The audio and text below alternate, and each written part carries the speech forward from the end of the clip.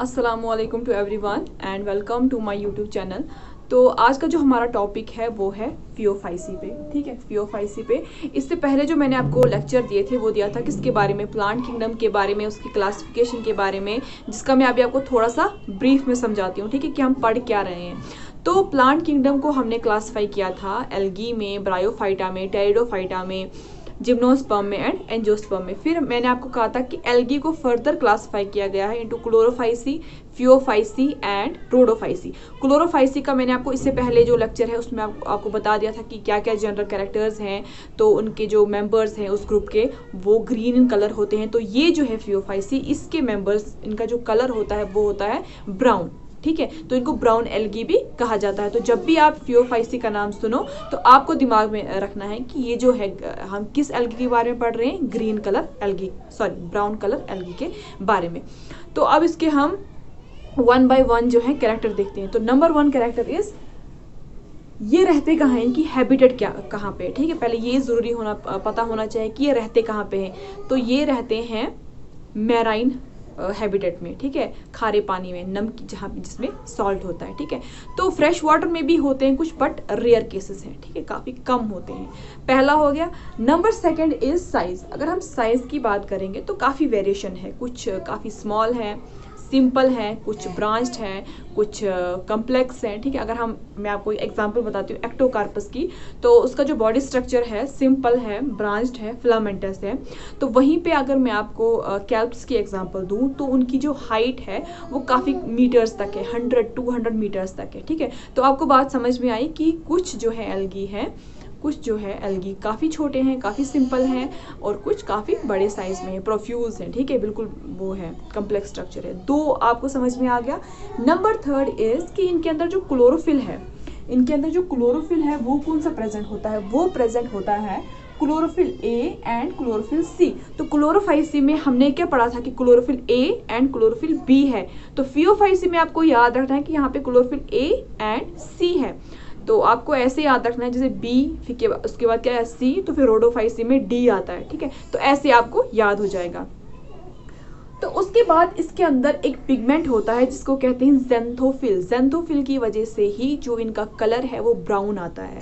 तो ये कौन सा ज़ेंथोफिल प्रेजेंट है इसमें, फ्यूकोजेंथिन। फ्यूकोजेंथिन जो है, फ्यूकोजेंथिन जो है ये एक ज़ेंथोफिल है, टाइप है ज़ेंथोफिल की, जिसकी वजह से इनका जो कलर है, इनकी जो अपीयरेंस है वो ब्राउन है। ठीक है, तो ऐसा भी नहीं है कि सब के सब जितने भी मेंबर्स हैं सब के सब ब्राउन हैं, ऐसा बिल्कुल भी नहीं है। इनके शेड्स जो हैं वो वेरी होते हैं। तो कुछ जो है ऑलिव जो है ग्रीन है, वहाँ से इनके शेड्स बदलते हैं, कुछ ब्राउन होते हैं। ठीक है, तो ऐसा भी नहीं कि कंप्लीट जो है सब के सब ब्राउन कलर है। ठीक है, ये हो गया यहाँ तक। उसके बाद है फूड। ठीक है, तो ये भी एक इम्पॉर्टेंट कैरेक्टर है। क्लोरोफाइसी में हमने देखा कि जो स्टोर करते हैं फूड वो क्या है, वो स्टार्च है। लेकिन यहाँ पे जो है, यहाँ पे अलग ही फूड जो है ये लोग बना रहे हैं, ये बना रहे हैं मैनिटॉल एंड लैमिनेरिन। ठीक है, तो मैनिटॉल एंड लैमिनेरिन क्या है, ये कम्प्लेक्स कार्बोहाइड्रेट्स है, मतलब कम्प्लेक्स शुगर्स है ये, और इनके काफ़ी मेडिसिनल यूजेस हैं। तो ये चाइना, जापान जो है वहाँ पे आपको पता ही होगा कि वहाँ पे सी फूड जो है काफ़ी कंज्यूम किया जाता है, और ये जो चीज़ है इसके काफ़ी मेडिसिनल यूज है। ठीक है, हेल्थ के लिए काफ़ी अच्छा है। ठीक है, ये हो गया यहाँ तक। उसके बाद सेल वॉल। देखो क्लोरोफाइसी में हमने देखा था कि सेल वॉल किसकी बनी है, सेल्यूलोज की बनी है। जो इनर लेयर है वो है सेल्यूलोज और जो आउटर लेयर है वो है पेप्टोज। लेकिन यहाँ पे जो है, यहाँ पे सेल्यूलोज है लेकिन साथ में एक और चीज़ है यहाँ पे सब्सटेंस की बनी है, वो है एल्जिन की। तो यहाँ पे आपको एग्जाम में पूछा जा सकता है कि ये जो है एल्गिन जो है ये किस ग्रुप में है। ठीक है, फियोफाइसी के मेंबर्स में पाई जाती है। उसके बाद अगर हम इसके स्ट्रक्चर की तरफ देखें तो देखो ये जैसे हम कोई प्लांट देखते हैं, जैसे कोई ट्री देखते हैं बाहर, वैसा तो नहीं है। लेकिन जो क्लोरोफाइसी के मेंबर्स है थोड़ा बहुत एडवांस है। वो कैसे, देखो ये जो स्ट्रक्चर है ये कोई पेड़ का स्ट्रक्चर नहीं है, बट ये जो है रिजेंबल कर रहा है। देखो ये जो स्ट्रक्चर मैंने बनाया, इसका काम है ये किसी सबस्ट्रेटम पे अटैच हो जाता है, अटैच हो जाता है। दैट मीन्स कि ये रूट का काम कर रहा है। ठीक है, क्या कर रहा है, रूट का काम कर रहा है। लेकिन यहाँ पे इसका नाम रूट नहीं है, यहाँ पे इसका नाम है होल्ड फास्ट। ठीक है, कि ये होल्ड करता है। उसके बाद यहाँ पे देखो ये आपको नजर आ रहा होगा स्टेम जैसा, बट ये स्टेम बिल्कुल नहीं है। इसको बोलते हैं स्टीप। ये भी स्टेम का ही काम दे रहा है, एक मैकेनिकल सपोर्ट दे रहा है इस चीज को। एंड फिर आता है फ्रॉन्ड, इसका मतलब है कि ये फोटोसिंथेसिस कर रहा है। तो इसकी रिजेम्बलेंस किसकी जैसी है? लीफ की जैसी, लीव्स की जैसी, जिसका काम है फोटोसिंथेसिस करना। तो ये देखो इसको हमने रिजेम्बल किया किसके साथ? एक पेड़ के साथ। लेकिन ये पेड़ नहीं है, काफी छोटा साइज में है। तो ये इसके फंक्शंस है। ये यहां तक हो गया। अब हम देखते हैं रिप्रोडक्शन की किस तरह से रिप्रोड्यूस होता है। तो देखो जैसे क्लोरोफाइसी में हमने देखा रिप्रोडक्शन का पैटर्न जो था कि रिप्रोडक्शन कैसे होती है, वेजिटेटिव रिप्रोडक्शन होती है। वेजिटेटिव रिप्रोडक्शन में क्या होता है? फ्रेगमेंटेशन होती है। फ्रेगमेंटेशन का मतलब हुआ कि ये जो है, ये एक एल्गा है, इसके 2-4 टुकड़े हो गए, वो जो टुकड़े हैं आगे जाके ग्रो हो गए और अलगा की एक बॉडी, कंप्लीट बॉडी बनाई, उसको कहते हैं फ्रेगमेंटेशन। ठीक है, वो किसके अंडर आता है? वेजिटेटिव रिप्रोडक्शन के अंडर।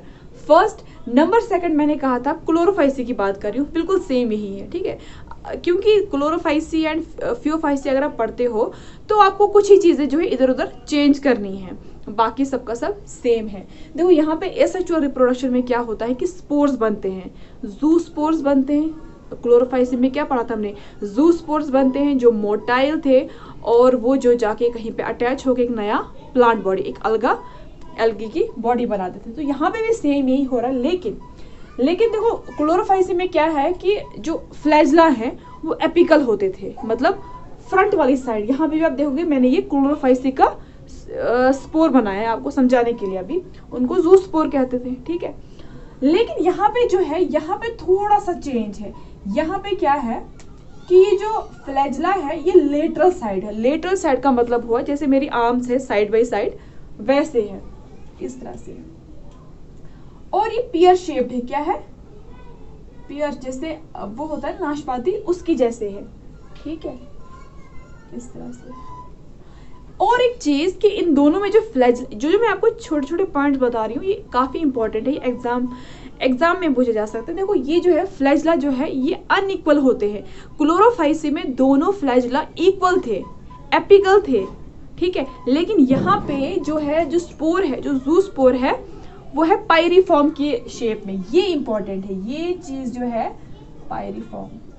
ये चीज आप याद रखना कि पायरिफॉर्म वाले स्पोर्स किस में पाए जाते हैं, किस ग्रुप में पाए जाते हैं। ओके, तो ये पाए जाते हैं किसमें?